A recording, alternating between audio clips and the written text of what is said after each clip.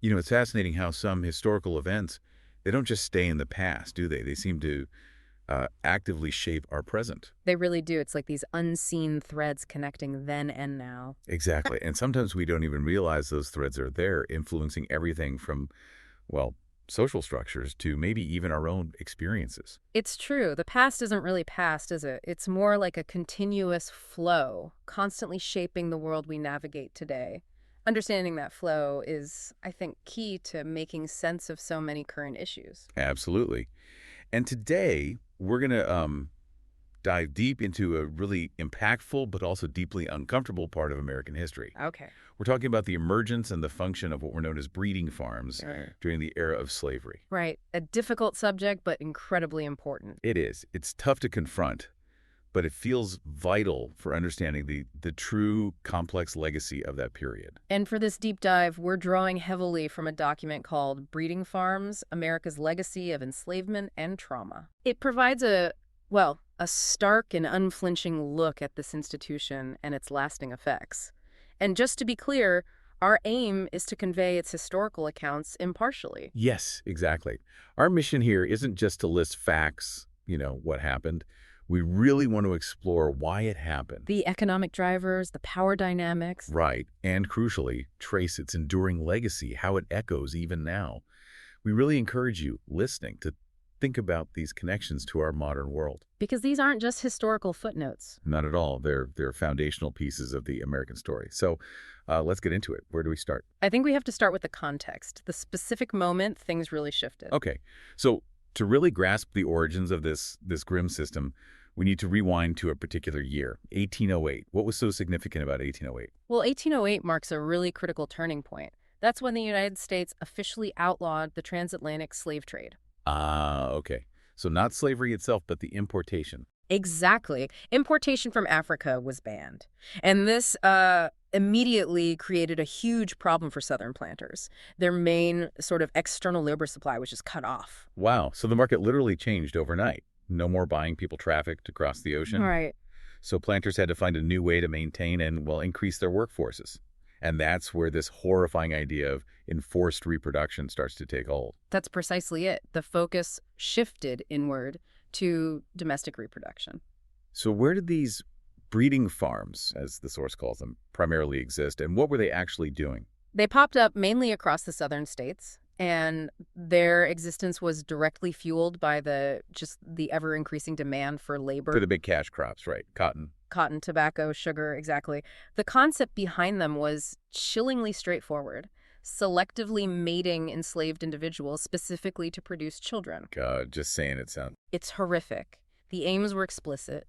Increase the number of enslaved people, try to control lineage for perceived desirable traits, and ultimately boost the economic value of their human property. So it was systematic, like assessing physical features. Yes, a very systematic approach. Assessing physical features, perceived labor capabilities, whatever enslavers thought would make for better stock, essentially. Just hearing that, the ethical implications are staggering.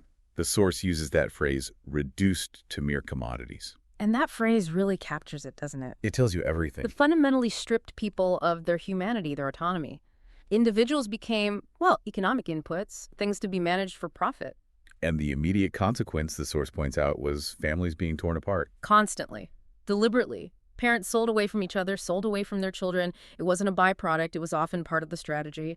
Maximizing profit trumped any human connection. It's just so hard to wrap your head around that human beings were analyzed and treated purely like livestock or resources. The scale of it, this systematic transformation right from the start, it forces you to confront how utterly disregarded human dignity was. It's a chilling thought, isn't it, that after 1808, the system didn't just adapt, it innovated in this horrifying way. Right. It became this self-sustaining engine of exploitation, turning people quite literally into a renewable resource.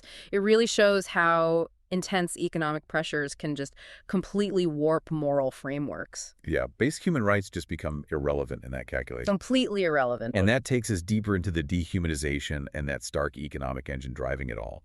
What was the core belief that allowed this? The absolute foundational premise, disturbingly simple, was the conviction that enslaved individuals were property. Full stop. Not human beings with rights or feelings. So with property. Property. And that ideology stripped them of all agency, all autonomy, especially over their own bodies. Pairings were forced, orchestrated by owner. Without any regard for consent or love or anything personal. Zero regard. Reproduction became just another transaction, cold and calculated. And the economic role these farms played, especially early to mid-19th century, was vital, wasn't it?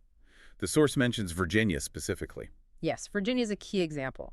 It transformed into a major internal supplier, essentially exporting enslaved people to the newer cotton states further south and west. So they were breeding people for export, essentially. That's what it amounted to. These farms could produce enslaved individuals at relatively minimal direct cost compared to buying them. Enslavers exploited enslaved women's reproductive capabilities to grow their workforce while trying to minimize expenses. And as the cotton gin fueled that massive expansion. Exactly. The cotton boom meant soaring labor demand. So these breeding operations became increasingly central to ensuring a steady, homegrown supply. But this wasn't just about numbers on a ledger, was it? It was deeply tied to power, control, and violence. Absolutely. The source is very clear. Forced reproduction was fundamentally about power. A way for owners to dominate everyone involved. To dominate and control the mothers, the children, the entire community. And it explicitly mentions systemic sexual violence, women being coerced into breeding. It wasn't passive. No. It was active, violent coercion. And the fragmentation of families, you mentioned it earlier, but it was deliberate, wasn't it? A tool for control and profit. Yes, it bears repeating. The disruption wasn't accidental collateral damage. It was often a systematic approach. Oh, so? Forced sales, relocations, these constantly broke up families, selling a husband away, a mother from her child. It maximized profit from individual units and also served to break spirits, instill fear, and reinforce the owner's absolute power. Human relationships were secondary, always to profit. Wow. That intertwining of just cold economic ambition with such systematic human exploitation, that really stand out to you there. It's just chilling. I think what's most striking is the sheer calculated nature of it. This wasn't random cruelty, though there was plenty of that, too. Right. It was institutionalized, highly rationalized, a system meticulously designed for maximum economic return, built on the complete dehumanization of people. It normalized the unthinkable. And made it, just part of the fabric of the economy and society. Deeply ingrained. And of course, the impact didn't just vanish when slavery ended. That's crucial. It cast this incredibly long shadow. Oh, absolutely. Leading to trauma, deep mistrust, complicated questions about identity, things that are still being felt very strongly today. Let's really dig into that. The lasting trauma within the Black community. Yeah. How does the source describe that? Well, the source material is unequivocal. It states that these practices inflicted profound and lasting trauma, and the effects are still visible. How so? What kind of effects? Think about the constant fear and instability caused by that commodification, treating people like property, the terror of forced separations, parents ripped from children, spouses from each other, siblings scattered. It would utterly shatter families. Exactly. It caused a fundamental breakdown of familial structures, the very bedrock of connection and security for most people. And the emotional scars from that kind of sustained terror. The source mentions severe trust issues. Yes, and a kind of distrust and vulnerability that pervades relationships even across generations. It makes sense, right? If the most basic bonds can be broken for profit, how do you build lasting trust? And for children growing up in that. They internalize deep feelings of abandonment, insecurity. The source suggests this often manifested in behavioral and psychological issues later on. And we see the legacy today. We do. In things like community cohesion challenges, certain dynamics in interpersonal relationships, it's this concept of intergenerational trauma. The idea that the trauma of the past shapes parenting styles, roles, community dynamics for generations. Right. It doesn't just disappear. Not at all. Its echoes are still shaping things. And specifically for Black women, there's this added layer of reproductive violence. How did that play out, and how does it connect to today? This is such a critical point. The systematic exploitation of enslaved women's reproductive capabilities, seeing them purely as instruments for producing more laborers, that created a deep and, frankly, entirely justifiable mistrust towards healthcare systems. How does that connection work? Well, the historical reality involved forced breeding, sexual assault, the total commodification of black bodies, denying women any agency over their own reproduction. Their bodies weren't their own. Okay.